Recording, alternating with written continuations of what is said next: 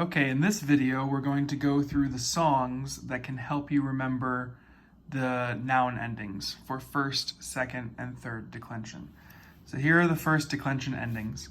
First declension is mostly feminine. There are a few masculine words that show up in it, but we only have these endings in first declension. So the song for this one, you'll have to excuse my beautiful singing voice, but here's the song. I, room, is, first declension, mostly feminine. Okay, one more time through. Room, is, first declension, mostly feminine. So that's first declension. Now let's take a look at second declension. Second declension has both masculine and neuter words in it, and there's not a song for the neuter, but there is a trick for remembering them, which we'll go over in a minute. But let's look at just the masculine endings. The tune for this song is "He's a Jolly Good Fellow," and you kind of repeat the singular column a few times. So here we go.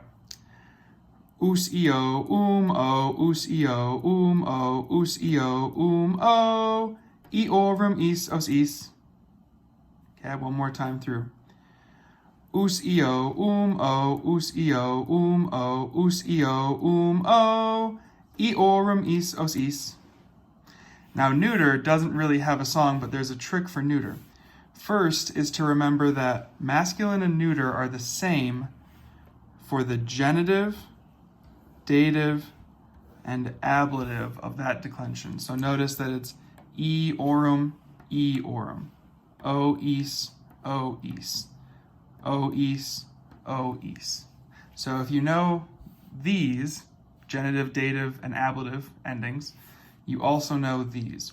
The other trick about the neuter is that neuter nominative is always the same as the accusative, whether it's singular or plural.